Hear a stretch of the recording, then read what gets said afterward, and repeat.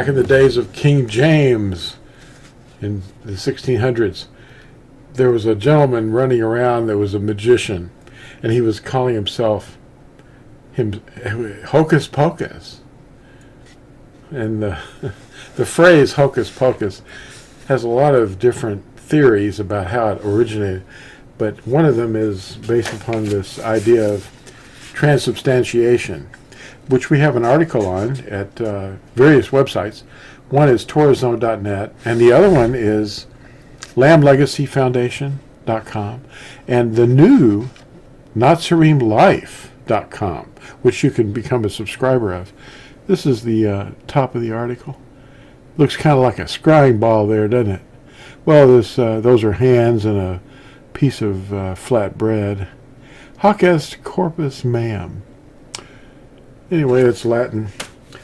Hocus Pocus. I'm going to change this coffee filter into a mask. Watch this. Hocus Pocus, dude. Uh-oh. Hey, what happened? It turned into a coffee. This coffee filter suddenly became a mask, and it's at least as effective as any of the things that people wear. Just whip that out. Oh, you want me to wear a mask? Oh, here, there you go. Okay, you can go on. It's unbelievable. Anyway, the interesting thing about the Hocus Pocus theory is it's kind of like the open sesame and this phrase abracadabra. Yeah, they do this stuff. They have all kinds of stage shows, magicians, and they'll bilk you out of your money, and they do that in every way. In the Roman Catholic circuses, they've got it going on too. It's called transubstantiation, where they take this little bread thing, and then this priest announces over this bread, "Hoc est corpus meum," and it's Latin for "this is my body," and then it supposedly yanks the spirit of Yahusha out of the heavens and back down into this little wafer, and it looks visually just like bread and physically is just bread, but yet it's believed to be the living actual body of Yahusha. Now, anybody that can do that can do anything, but that's not considered a miracle. I don't know why that is. But anyway, they don't consider that to be a miracle. It's just an endowed ability because they were, announced to be priests. Well, let's not buy that stuff. They're having Passover every weekday morning on Sunday morning when the sun comes up, and Passover is only done once a year. Yahusha is our Passover. Okay, there's no sacraments or anything like that going on. That's all lies. Please wake up. I was raised in it. It's all Hinduism.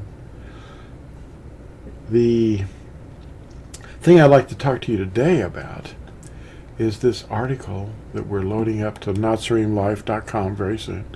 And it's written by Brother Brick Parrish, who's also the author of a study of the two-house study of Israel. And the two houses of Israel was when Yahusha divorced the northern tribes. And of course the northern tribes were known as Ephraim. And if you read, I think it's Psalm 80, is not Ephraim a precious child? And he's going to bless Ephraim. They're not Yahudim. They're another tribe. Anyway, the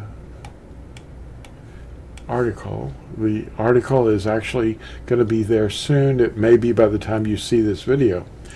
And let's see if I can find it. Well, I'm seeing the camera here. What I need to do is find the right place. Here it comes. This is called Did Yahusha Lie? Of course, most of the world knows him by another name, J-E-S-U-S. Did Yahusha lie? This is a serious question. Without realizing it, most believers are trained by their preachers to believe Yahusha lied. And that's because they believe that he did away with the Torah, his commandments.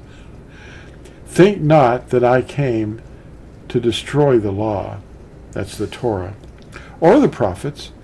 I came not to destroy, but to fulfill.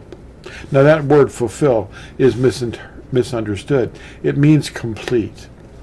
In this article, he explains the words. And his name is Brick Parrish. He's got this, I made it a 20-page article, which you will be able to download or read online at natsarimlife.com. You'll have to join, but it's a wonderful place. It's growing, not only in membership, but also in the quality and the quantity of the research, and you can contact other Natsarim. And he explains the Greek word and the Hebrew word, and there's one thing that people misunderstand, and that is what the covenant is. The eternal covenant was inside the ark, written on the stone tablets, and that is not ever going to pass away. He called heaven and earth as witnesses that this would not ever pass away. And Yirmiyahu, they call Jeremiah, chapter 31, talks about the eternal covenant also. And the thing I want to mention here is the word Torah is this word law that's kind of inaccurate because it really means instruction.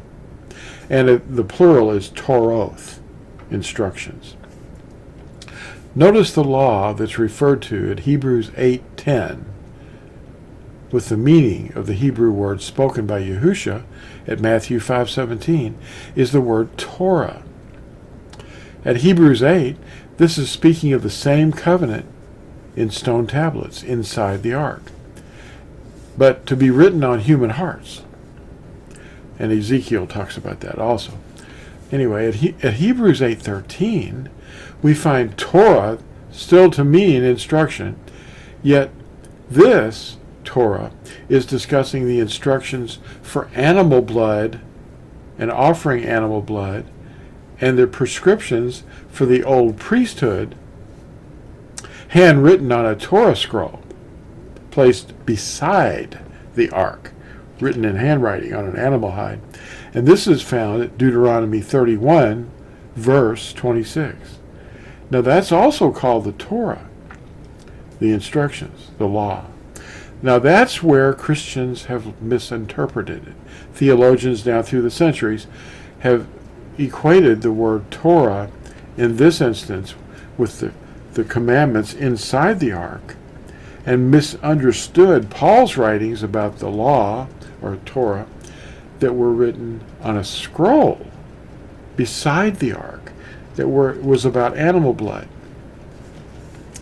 So that's at Deuteronomy 31:26, and you'll see it very clearly, and this is reflecting Hebrews 8:13. And it uses the same word, but it does not refer to the same Torah. Because the obsolete Torah that has passed away is not written in stone. It was the one written on the scroll by for the offering of animal blood, which was a temporary thing. It's obsolete now. Hebrews 8:13 says so. The covenant inside the ark is everlasting. Matthew 5:17 says, "Do not think that I came to destroy or annul the Torah and the prophets, but I did not come to annul, but to fulfill, to complete." He didn't come to abolish his commandments, but to overcome the works of the devil. And you can't just Paul's writings are misunderstood. It says so. Peter says so. Search the scriptures, and you'll see these mistakes and these false doctrines and go, wow, I never saw that. But then, you know, get this article. It's by Brick Parrish, and it's called "Did Yahusha Lie?" Well, thanks for watching this video, and we'll see you in the next one. Bye.